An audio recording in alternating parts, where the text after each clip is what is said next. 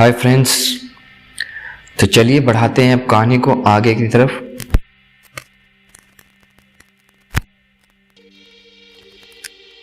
ये हमारे इस चैनल के साथ चलिए ईरानी बादशाह और समदल की राजकुमारी की कहानी एपिसोड 5।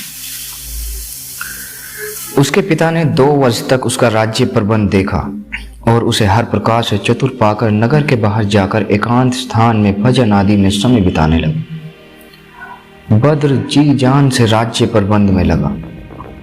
वह नगर नगर ग्राम ग्राम जाकर खुद सारी व्यवस्था देखता। अवकाश के समय जंगल में जाकर शिकार खेलता। कुछ वर्षों के बाद पुराना सम्राट बीमार पड़ा और उसका रोग बढ़ता गया, अतः वह मर गया। मरने के बाद पहले उसने मंत्रियों आदि को बुलाकर नए बादशाह के प्रति वफादार रहने की ताकीद की। उसके मरने पर बद्र और उसकी माता ने उसका बड़ा मातम किया और गौरवपूर्ण ढंग से उसके अंतिम संस्कार किए। इस अवसर पर सालेह और उसकी मां भी शामिल हुई। जब बादशाह के अंतिम संस्कार से फुर्सत मिली तो सालेह ने एक दिन अपनी बहन से कहा, ताज्जुब है, तुम्हें अभी तक बद्र के विवाह की चिंता नहीं हुई, यद्यपि वे कई वर्षों से विवाह योग्य हो चुका है।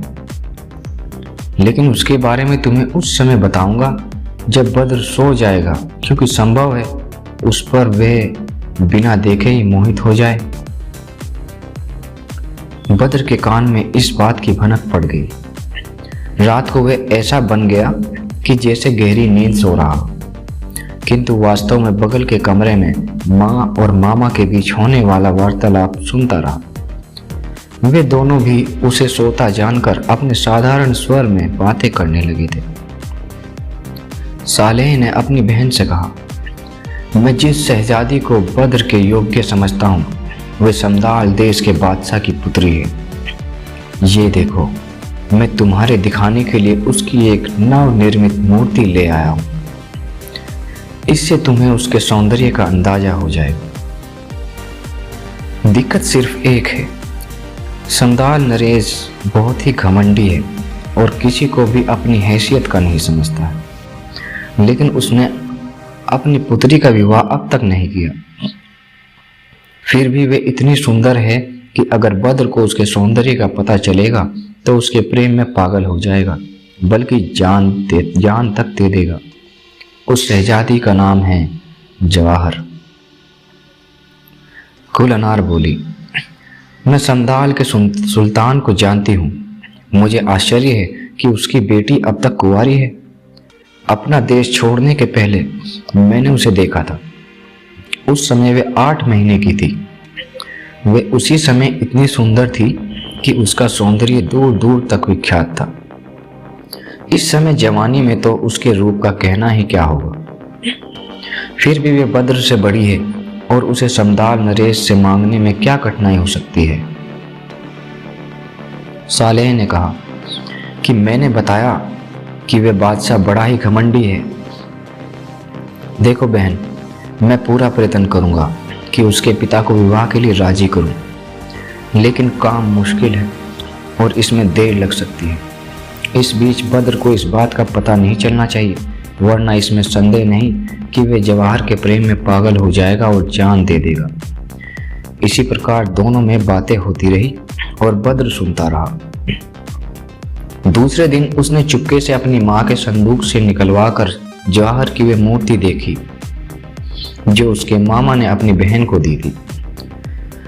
वे सचमुच ही मूर्ति देखकर जवाहर पर मर मिटा।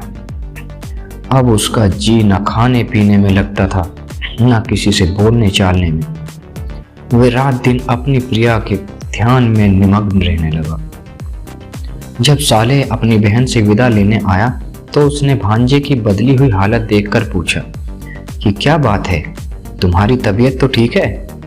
बद्र ने कहा, मेरे स्वास्थ्य को कुछ नहीं हुआ है, लेकिन आप अभी यहाँ से ना जाएं। मेरा जी घबराने लगा है और मुझे आपके साथ ही रहकर संतोष होता है। आप 2-4 दिन और रुकिए, हम लोग कल शिकार के लिए चलेंगे। सालेह ने यह मंजूर कर लिया।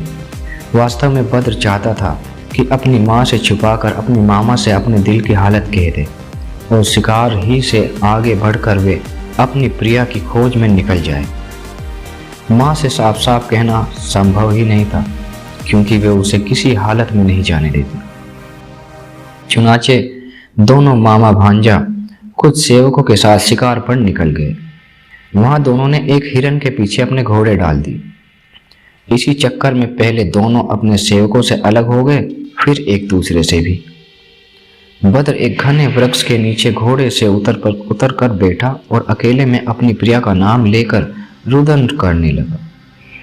कुछ देर बाद साले भी उसे ढूंढता हुआ आया तो देखा कि एक पेड़ के नीचे बद्र विरह विलाप कर रहा है। साले समझ गया कि मैंने अपनी बहन से जो शहजादी जवाहर के बारे में कहा था वह इसने सुन लिया है।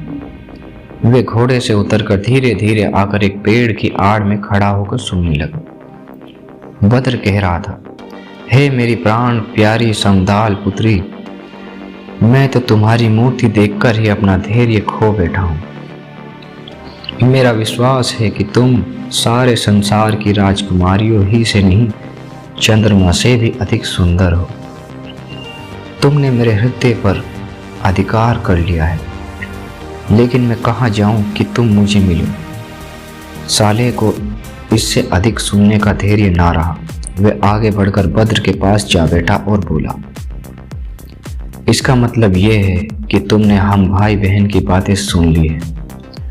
हमने तो इस बात का ध्यान रखा था कि तुम्हें कुछ ना मालूम हो, लेकिन हम लोगों की होशियारी कुछ काम नहीं आई। बद्र ने कहा, जो कुछ होना था वह तो हो ही गया। अब सोचिए कि आगे क्या होना है। यदि आप चाहते हैं कि मैं जीवित रहूं, तो मेरे विवाह का संदेशा लेकर जाएं और उसके पिता को राजी करें। सालेह ने उसे दिलासा देते हुए कहा, तुम अब अपने नगर को जाओ, मैं अभी समदाल देश जाता हूं और तुम्हारे विवाह की बात वहां के बादशाह से चलाता हूं। बद्र बोला, नहीं मामा जी, आप मुझे बहला रहे हैं। अगर आपको वास्तव में मेरे प्राणों की चिंता होती तो ऐसी दशा में मुझे अकेला नहीं छोड़ते।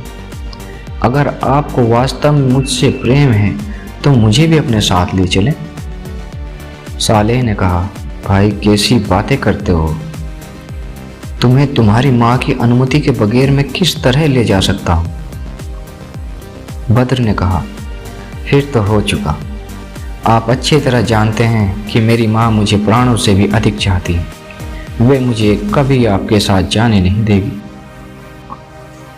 सालेह अजीब चक्कर में पड़ा कि किस तरह वह इस स्थिति से निकले।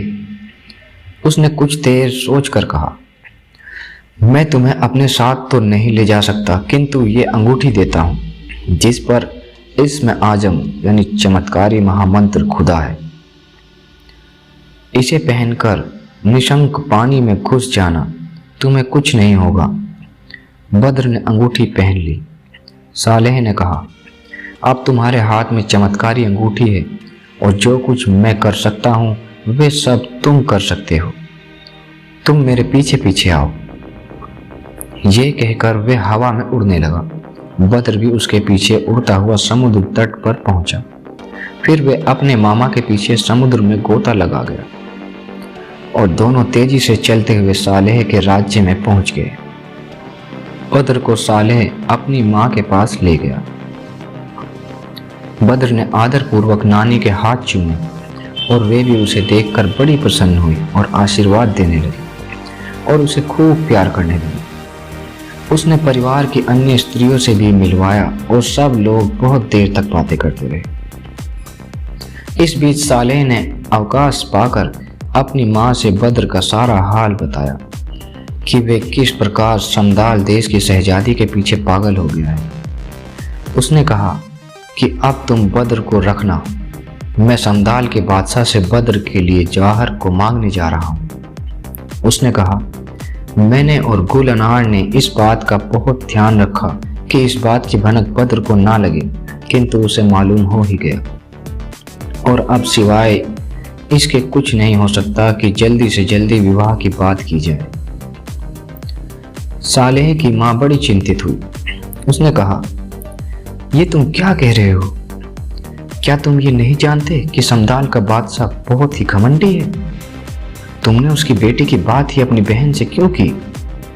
इसी से तो बद्र का पागलपन चढ़ा है।